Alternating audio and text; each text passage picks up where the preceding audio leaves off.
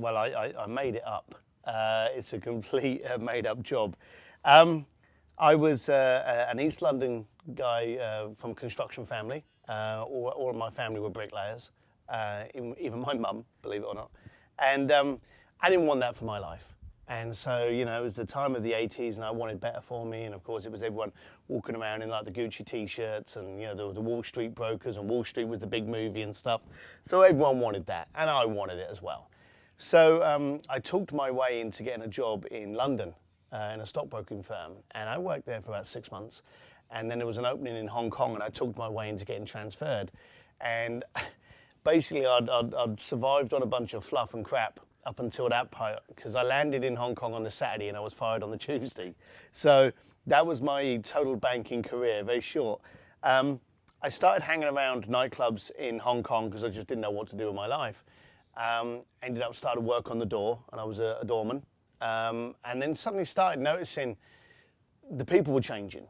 You know, money didn't look like money had looked 10, 20 years earlier than that. People were making money and wearing black t-shirts and jeans and not really caring and not really knowing what to do. You know, they'd designed a widget, they now had $20 million, and they were in my club. So I started throwing some little parties and then getting people into other parties and then getting people into parties and events in other countries. And before I knew it, I was actually the go-to guy to get to something in Cannes or Stade or Palm Beach or Vail. And I just started traveling to do more promotions, and I did it with the misconception and the delusional aspect that if I had a Rolodex of really wealthy clients, I could take that to a bank and that bank would employ me. I started to develop these parties and you know, make these events happen and try to go into the banks with these clients, trying to get a job at the bank. And the banks actually started sponsoring some of these events.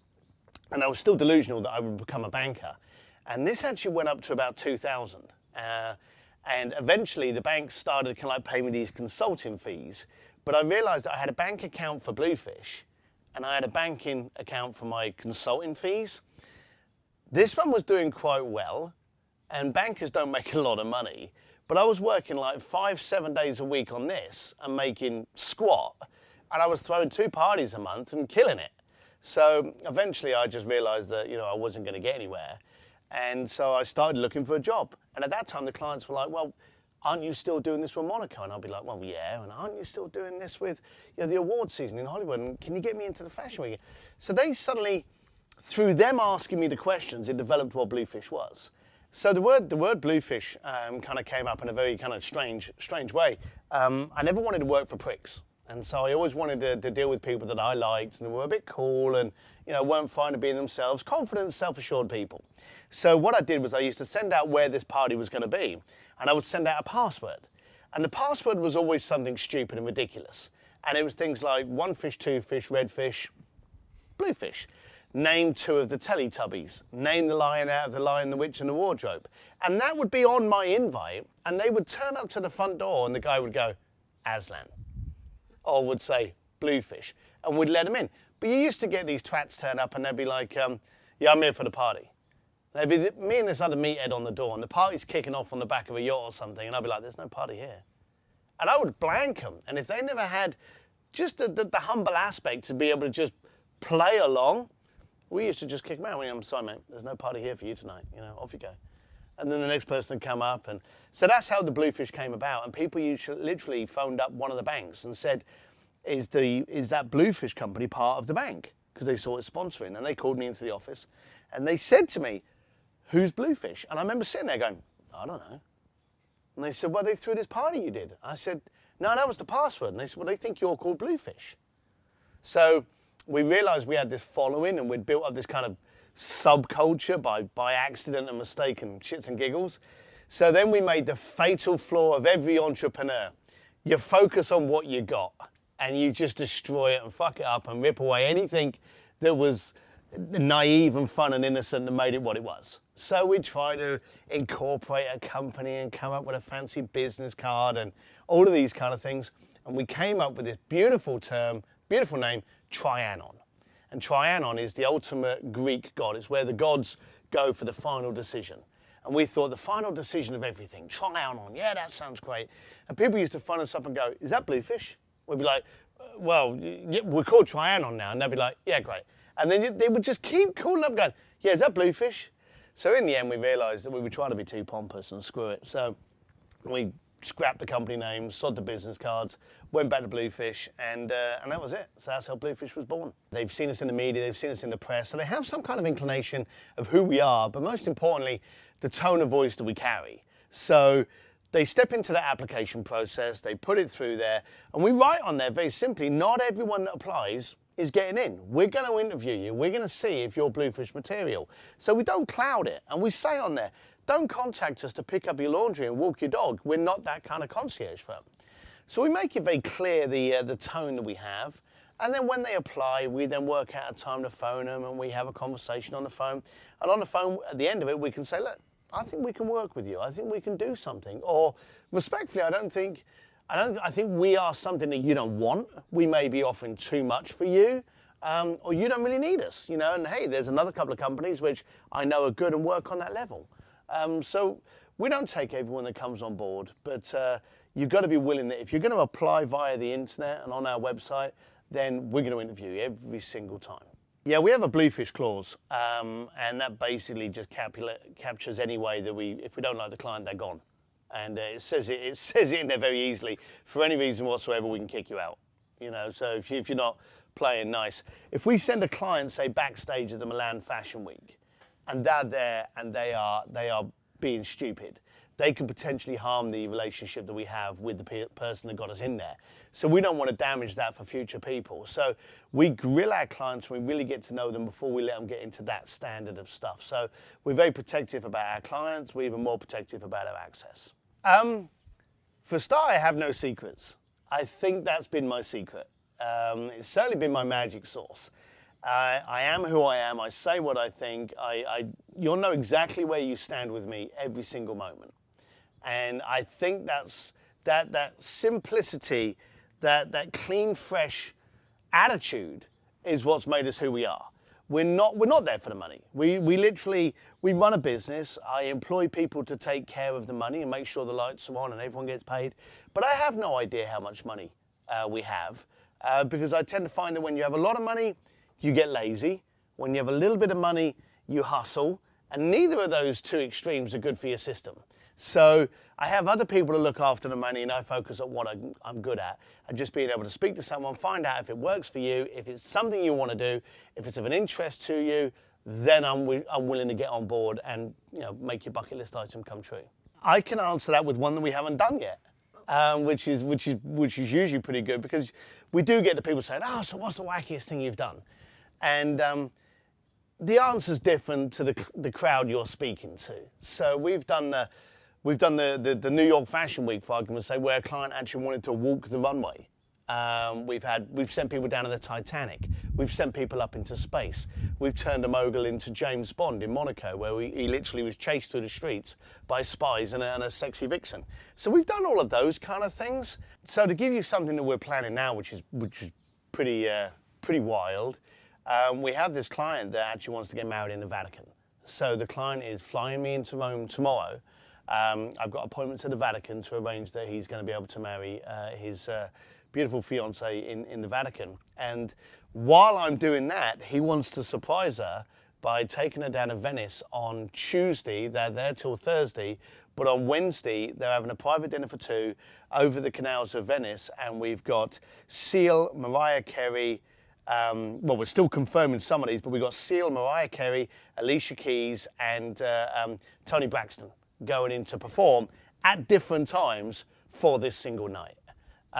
So it's pretty wild, it's pretty crazy, and this client keeps me on my toes. He's done a number of things. We've got limited edition Birkin handbags. We've got him to meet royalty in London.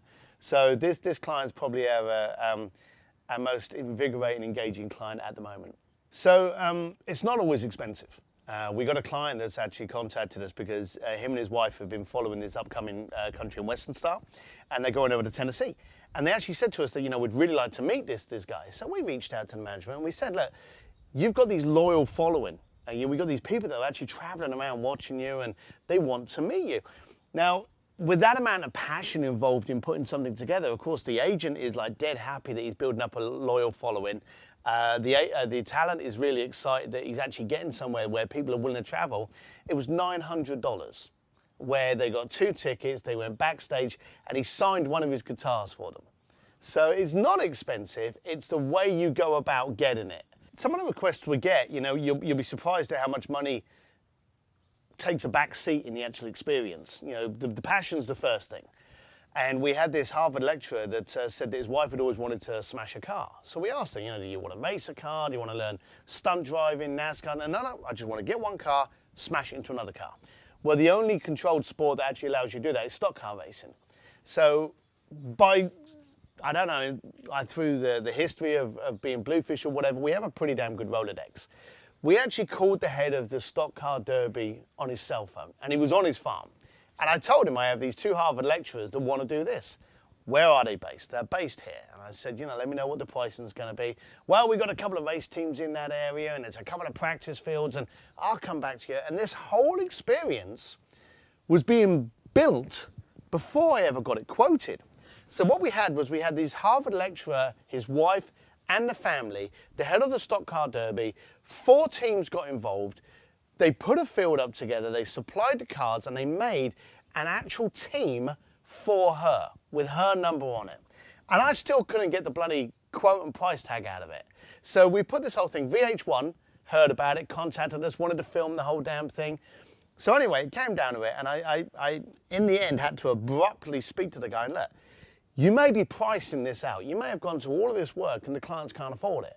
So I need to know what it's doing. And he said, you're getting us into a media stream, and you're getting us attention that we normally couldn't get. The whole idea of stock car is that we're all thick degenerates, and you've got Harvard lecturers that want to be part of our sport. We're good. You're okay. And so then we had to get a film crew to film it, and VH1 were like, we'll do it. Anyway, I never got a single fee. Wow.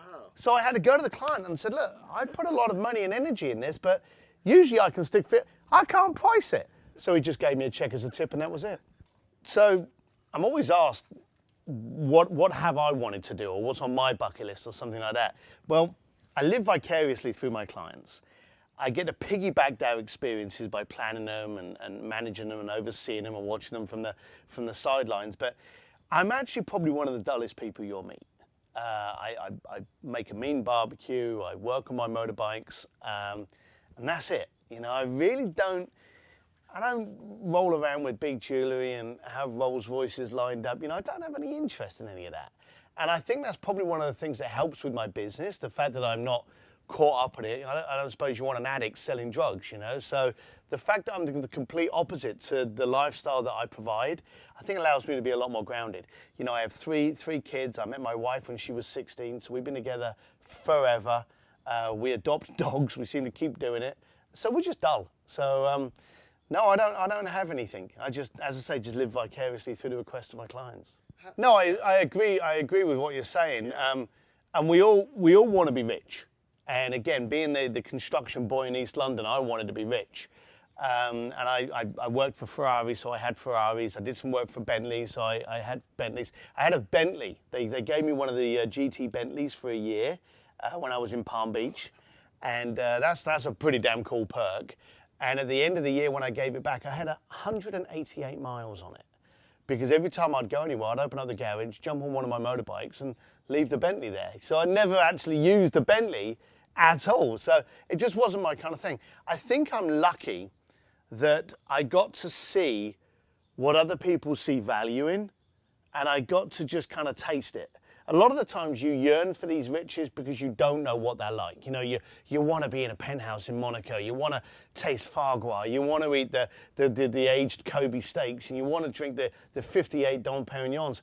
And then when you do, and you just go, all right, well, I'd much prefer this, or I'd have preferred a Corona, or I'd have preferred a burger, or so, so you're able to kind of visualize and know what you're talking about. And I think once you've actually done those things for so many times and lived in that kind of world, and also seen a lot of the cynical side of it, where people put so much is put into what car you drive, what handbag you have, what watch you have, that you just kind of look past it in the end. And so I think I was very lucky from a young age to just go, No, that's not for me. Now, you asked a question about, wanting to be rich. I'm the wealthiest guy on the planet, hands down. Got kids, dogs, beautiful home, enough whiskey in the house and food to feed everyone. What more can I want? So I think it's your perception of how rich you are that really matters.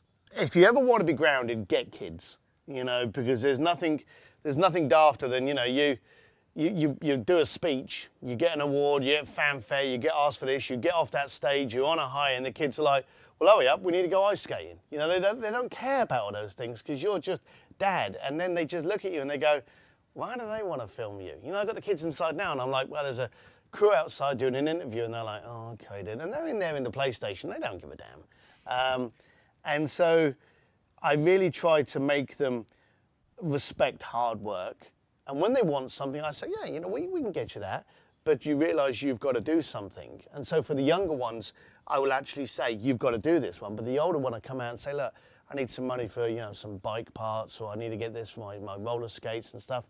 And I said, well, great, come to me with a proposal. And he's now got to think what he could do that would make my life easier. So he'll come over and go, your truck's looking a bit dirty. How about I clean it up for you? Or, how about if I clean this? And he's got to come to me and now propose this solution to what he wants. So I just try to keep it really basic and really simple. Oh, you have to value, people put too much onus on money. People say you have to value the dollar. You have to value the work. You have to know what it takes to get some work. If someone does something really easy and they make $1 million, well, good luck to them. But you've got to value the guy that's, slogging away, cleaning that hill or cleaning up those bins or washing those tanks or just whatever it is, getting his hands dirty. You've got to value hard work. And I think that's the downside when people don't realize it's hard work. And it's only easy because the hard work was done before. I'm here 18 years later. I can make a phone call and get a meeting with the Vatican because I've had all that hard work for 18 years, which has allowed me to have the credibility to make that phone call. So it looks easy only because it's been ugly earlier. If we look at the roundup of my clients, 99% of my clients are actually self-made. They're entrepreneurs, and even those that have come from rich families have gone out and made their own businesses. And as an entrepreneur, you share the common and same trait that you're constantly looking for other things. You're constantly intrigued, interested, wanting to know what's in that door. How does that work? It's the kid that opens up the back of an electrical thing and goes, well, how does that work? All entrepreneurs have that. So they're always interested in, well, if I go to Monaco, where do the celebrities go and what are these after parties? And what does it look like to actually walk the red carpet and have a sea of cameras go off? And so there's this constant nosy little child aspect of an entrepreneur that I'm there to satisfy. Keep your word, and keep your word, and then keep your word, because without your word, you're nothing. And finally, keep it simple. That's it. If you say you're going to do something, do it. There you go, it's done. Just simple. You'll be surprised how far you can grow from that. Yeah, I hate flying around the world, meeting interesting people. It's terrible. I don't have a job. I wake up in the morning and I put the coffee on and I pat the dogs and I go out to my computer. And as I walk towards my computer every single day, I'm thinking, what the hell has someone thought about last night that we're now going to be engaged with this morning? And it's like Christmas, isn't it? I have absolutely no idea what's gonna happen. I hit that button, I look at it, and I start scrolling through the emails, and we got this client that wants to travel, and well, okay, I'll send that to so and so. That's not exciting me. And this guy wants a yacht charter. Okay, well, they can do that. And then you'll get one in there that says, I want to do this, or my wife wants to do this, or have you any relationships with this? And I go, that's it. That's the excitement. That's the hard on for today. So, and no, I'm not quite sure, I suppose, being an addict from that side, why you would ever want to give that up.